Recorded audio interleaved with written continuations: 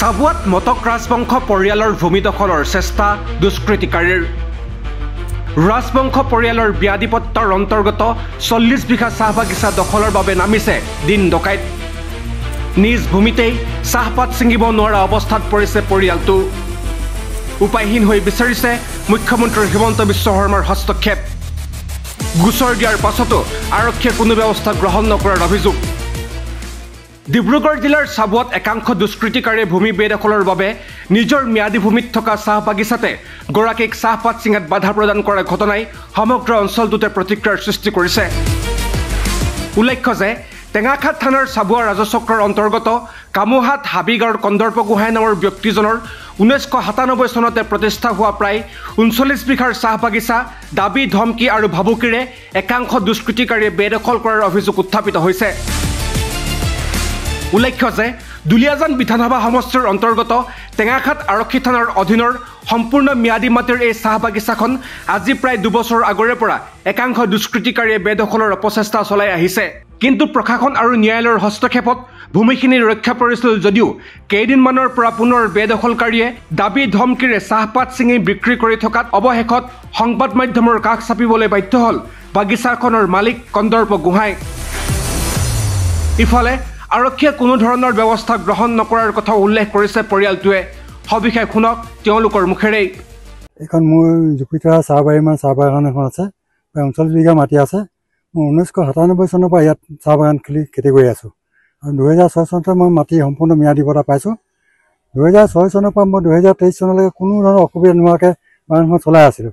2023 চনৰ 2023 চনৰ মাৰ্চত হঠাৎ কিছুমান দুৰ্বৃত্ত আহি তেওঁলোকৰ মাটিবোৰ ইয়াত দখল কৰিলে, খুটি পুটি দখল কৰিবলৈ আহিলে। মোক কামত সোমাব নিদিলে। প্ৰায় 1.5 মাহ কাম বন্ধ থাকিলে। তাৰপিছত মই অভিযোগ দাখিল কৰিলোঁ, থানাত অভিযোগ দাখিল কৰিলোঁ, DC অফিচত দাখিল কৰিলোঁ, SP অফিচতো আপিল থাকিলে। পিছত এটা হিয়াৰিং হ'ল ADC আমাৰ ৰেভিনিউ, ডিব্ৰুগড় ৰেভিনিউ। তেওঁ এটা নিৰ্দেশনা জাৰি কৰিলে, তেওঁলোককো মাতিলে, যিকেইজনৰ অভিযোগ আছিলে তেওঁলোককো মাতিলে।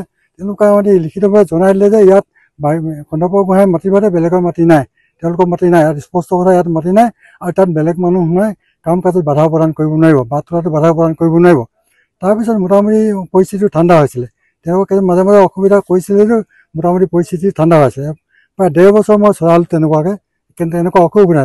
হঠাৎ এতিয়া আজি 2025 চনত 10 মে' দিনাখন আমি যেতিয়া বাগান পৰিদৰ্শন কৰিবলৈ আহিলোঁ, মই আহিলোঁ, মোৰ পৰিবাৰ আহিলে, তাৰপিছত আকৌ মোৰ ভাগিন ল'ৰাটো আহিছিলে, মোৰ ছোৱালীও আহিছিলে জিজ্ঞাসা গোহাঁই, তাইও আহিলে। আমি আহি দেখিলোঁ যে বাগানৰ য'তে ত'তে খুটি মাৰিছে। খুটিবিলাক আমি উঘালি দিবলৈ চেষ্টা কৰিলোঁ। আহিলে অৰ্জুন পাত্ৰ নামৰ ল'ৰা এজন আহিলে, আহি পিনে ক'লে যে এইবিলাক খুটি আমি পুতিছোঁ, আপুনি উঠাবলৈ কোন? মোক কৈছে এইডোখৰ মোৰ পতা মাটি, কোনোবা খুটি ফুটাটোৱে অধিকাৰ নাই তোমালোকৰ, ইয়াত মোৰ উঘালি দিয়াটো তোমালোকে কেনেকৈ মোক ধৰিবলৈ আহিছা, চাৰ্জ কৰিবলৈ আহিছা? তাৰপিছতে এনেকুৱাকৈ ধৰিল। তাৰপিছত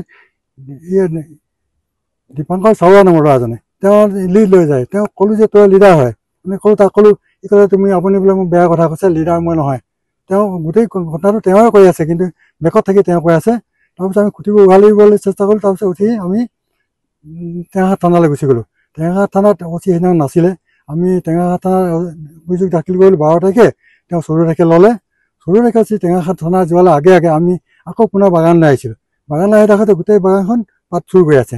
তেওঁলোকে মানে জবৰদস্তি সোমাই পাত চুৰ কৰি আছে। আমি লগে লগে গৈ থানাত অভিযোগ দিলোঁ, লিখিতভাৱে অভিযোগ দিলোঁ। থানাৰ পৰা মানুহ আহিল, তেওঁলোকে ইয়াত হাতে পালেহি, আমাক আহিব নিদিয়ে, হাতে পালেহি। কিন্তু তেওঁলোকে চিজ কৰিব লাগিছিলে, পাতবিলাক চিজ নকৰিলে। তাৰপিছত মই গম পালোঁ যে মই তেতিয়া ডিব্ৰুগড়লৈ গ'লোঁ, SP অফিচত কিবা কামত গুচি গ'লোঁ। তাৰপিছত মই গম পালোঁ যে গমন গগৈ নামৰ এজন ব্যক্তিক, মানে আমাৰে চবৰে ব্যক্তি হয়, তেওঁ পাতৰ এজেণ্ট, তেওঁ বিক্ৰী কৰিলে। মই গমন গগৈক ফোন কৰিলোঁ, তেওঁ ক'লে যে হয় মই এনেকৈ ল'বলৈ হ'ল, তেওঁলোকে মোক বাধ্য কৰালে। মই এইটো কথাটো আপোনাৰ বেয়া হৈছে, আপুনি থানাত যাব লাগিব। তেওঁ থানাত জনালে, গধূলি মই থানাত তেওঁ প্ৰায় জনাই দিলে, স্বীকাৰ কৰিলে যে তেওঁ পাতখিনি লোৱাটো হয়। তাৰপিছত আমি তেওঁলোকক ধৰিলোঁ, থানাত ক'লোঁ যে আপোনালোকে কিয় পাতখিনি চিজ নকৰিলে? তেওঁলোকে আমাক বিশেষ একো জবাব দিব নোৱাৰিলে। তাৰপিছত পিছদিনাখন মাতিলে আমাক, ল'ৰাকেইজনে গ'ল, পিছদিনাখন ল'ৰা গ'ল, তেওঁলোকে গ'ল। তাৰপিছত তেওঁলোকে কয় যে আমাৰ মাটি আছে, আমাৰ কাগজ পত্ৰ ৰাখিব। মই কৈছোঁ মাটিৰ কাগজ পত্ৰ আছে, তেওঁলোকে চাৰ্কল অফিচলৈ যাওক, কওক যে মোৰ মাটি চাৰ্ভে কওক, কথা নাই মোৰ।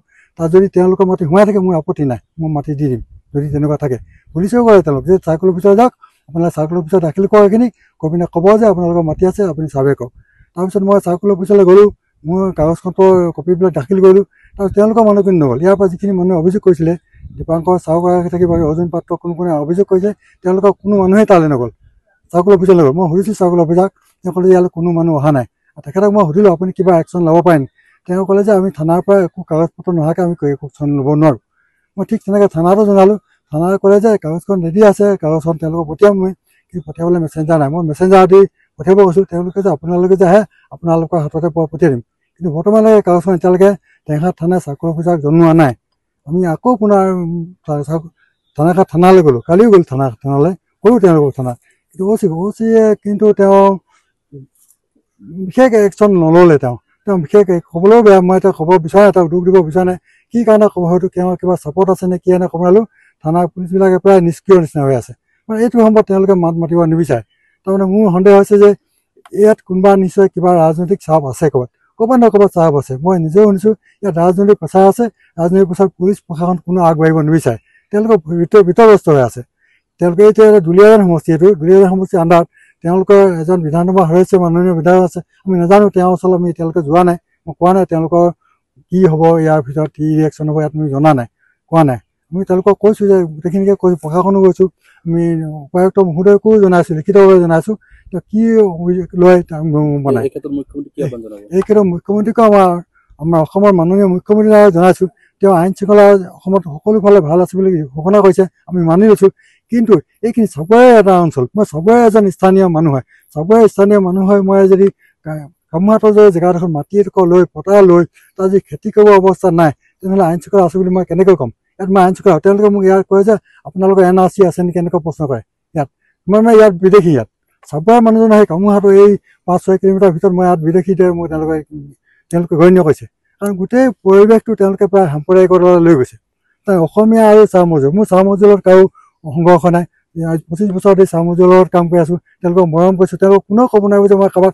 কিবা এটা বেয়া ব্যৱহাৰ কৰিছোঁ কিন্তু মই আজি এনেকুৱা এটা পৰিস্থিতি হৈছে মই যে তেওঁলোকে চাহ মজুলৰ অসমীয়াৰ মাজত এটা বিভেদ সৃষ্টি কৰিব বিচাৰিছে আৰু সাম্প্ৰদায়িক প্লেছ এটা আনিব বিচাৰিছে কেনেবাকৈ যেনেকৈ হ'লেও হয়তো কোনোবা এটা ইনষ্টিগেট কৰি আছে কেনেবাকৈ আৰু এইটো হ'লে মানে বেয়া কথা হ'ব মই বিচৰা নাই কেতিয়া এনেকুৱা এটা সৃষ্টি হওক গতিকে মই হৈছে মোৰ মাটিখিনি সম্পূৰ্ণভাৱে অফিচিয়েলি মোক গতাই দিয়ক আৰু ইয়াত কোনো ধৰণৰ বহিৰাগত আহি যাতে হস্তক্ষেপ কৰিব নোৱাৰে তাকে মই আহ্বান জনাইছোঁ আটাইকে আহ্বান জনাইছোঁ মটক ৰাজবংশৰ পৰিয়ালৰ ভূমি এইদৰে বেদখলৰ চেষ্টা চলোৱা ঘটনাই স্বাভাৱিকতে অসমত খিলঞ্জীয়াৰ অধিকাৰৰ ওপৰত প্ৰশ্ন উত্থাপন কৰিছে কন্দৰ্প গোহাঁইৰ পৰিয়াললৈ ভয়াৱহ ভাবুকি অহাৰ কথা উল্লেখ কৰি সংবাদ মাধ্যমৰ যোগেদি জীৱনৰ নিৰাপত্তা বিচাৰি মুখ্যমন্ত্ৰীলৈ কাতৰ আহ্বান জনাইছে কন্দৰ্প গোহাঁইৰ পত্নীয়ে আমাৰ পৰিয়ালৰ এখন চাহ বাগিচা আছে কামুহাট গাঁৱত জুপিতৰা চাহবাৰী নামে তাত আমাক আজি কেইদিনমানৰ পৰা কেইজনমান দুৰ্বৃত্তই আমাক ইয়াত বাধা প্ৰদান কৰি আছে আৰু আমাক কৈছে যে তহঁতৰ ইয়াত বাগান হ'ব এইটো আমাৰ মাটি আমাৰ বাগান আমি পাত তুলিম আমাৰ অধিকাৰ আৰু ইয়াত আমাক এনেকৈ কৰিছে যেন তো আমি বহিৰাগত আমি ক'ৰ পৰা আহিছোঁ আমি মটক ৰাজবংশৰ মানুহ হয় আমাৰ চাবুৱাত যদি আমাৰ নিৰাপত্তা নাই আমাৰ অধিকাৰ নাই চাবুৱাতেই আমাৰ নিজৰ পতা মাটিতে যদি অধিকাৰ নাই তেতিয়াহ'লে আমাক এনেকৈ কোনোবাই আমাক এইখন প্ৰশাসনৰ দিনত আমাক কেনেকৈ এনেকৈ ধমকি দি পেলাই আমাৰ চকুৰ আগত পাত চুৰ কৰি নিয়ে আছে পুলিচ প্ৰশাসনেও আমি কাষ চাপিছোঁ কিন্তু আমাক আমি তেওঁলোকৰ পৰা সঁহাৰি পোৱা নাই এতিয়া আমি মুখ্যমন্ত্ৰী ডাঙৰীয়ালৈ এটাই অনুৰোধ তেখেতে যাতে এনেবোৰ কাৰ্যত হস্তক্ষেপ কৰি আমাক নিৰাপত্তা প্ৰদান কৰে কাৰণ আৰু এই জীৱনলৈ ভাবুকি আহিছে আজি মানুহজনক মই অকলে পঠিয়াব পৰা নাই মোৰ নিজৰ গা বেয়া কিন্তু মই আহি পেলাই আজি মোৰ বহুত প্ৰেছাৰ বাঢ়ি আছে কিন্তু আজি মই তেওঁৰ লগত আহি পেলাই মই লগ দিব লগা হৈছে কাৰণ মই তেওঁক অকলে পঠাবলৈ মোৰ ভয় হৈছে মোৰ গা বেয়া এনেকৈ মই নোখোৱাকৈ ৰাতিপুৱাৰ পৰা আমি ইয়াতে আছোঁ আমাক প্ৰাণে মৰাৰ ভাবুকি দিছে কোনে প্ৰদান কৰিছে ভাবুকি প্ৰদান কৰিছে আমাৰ দীপাংকৰ চাওৰা অৰ্জুন পাত্ৰ আৰু ৰাধেশ্যাম পাত্ৰ তেওঁলোকে এই ওচৰৰে আমাৰ কাষতে বাগানৰ কাষতে আমাৰ বাগানতে কাম কৰি আছিলে তেওঁলোকে আৰু ডিচেম্বৰ মাহলৈকে তেওঁলোকৰ ঘৈণীয়েকবিলাক আমাৰ বাগানতে কাম কৰে আৰু তেওঁলোকে এতিয়া মানে কৈ আছে যে আমাৰ বাগান আমি পাত তুলিছোঁ তহঁতি কেলে কবি আপোনালোকৰ নিজৰ পটা মাটি হয় কিমান বিঘা মাটি আছে আমাৰ 39 বিঘা মাটি আছে এতিয়া কিমান দিনৰ পৰা আমি প্ৰায় আজি 97 চনৰ পৰা আমি ইয়াত